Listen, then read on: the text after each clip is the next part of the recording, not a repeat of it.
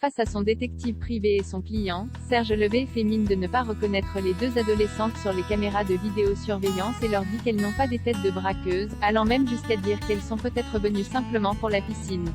Il demande à ce que la vidéo soit examinée à nouveau, pour avoir des preuves plus solides. Serge vient voir Camille et lui dit qu'il sait qu'elle et Kira sont coupables de l'effraction dans sa maison. Il dit à Camille qu'il doit impérativement remettre la main sur ses documents, et la supplie de ne rien dire à son père Manu lorsque celui-ci arrive pour venir la chercher. Manu demande à Camille pourquoi Serge était énervé.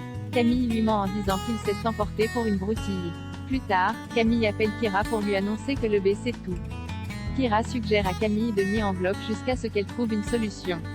Plus tard dans la journée, Serge annonce par téléphone à Laetitia, Chorley-Bousquet, qu'il est sur un gros dossier et qu'il ne sera pas très disponible les jours à venir. Il lui assure qu'il a aucun problème avec elle, et qu'il a hâte de la retrouver une fois ce dossier terminé. Le détective privé engagé par Levar doit identifier les deux adolescentes pour le client de Serge. Le client pense que Levar connaît les deux jeunes filles et qu'il essaie de les couvrir. Sarah Rosso arrêtée, Florent devient son avocat au commissariat, Élise interroge Sarah Rosso, la vendeuse qui travaille au garage cambriolé. Élise confie à Manu ses soupçons sur l'employé, elle pense que Sarah cache quelque chose et qu'elle est soit la cambrioleuse soit une complice en interne. Manu demande une autorisation de perquisition chez Sarah Rosso, suite à laquelle un faux passeport est retrouvé à son domicile.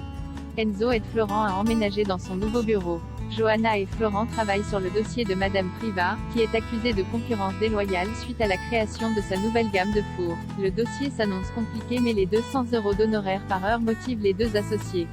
Florent doit quitter le cabinet car il est attendu au commissariat afin d'être l'avocat commis d'office de Sarah Rosso. La vendeuse continue à clamer son innocence et avance qu'elle s'est procuré un faux passeport pour pouvoir partir à l'étranger durant le premier confinement.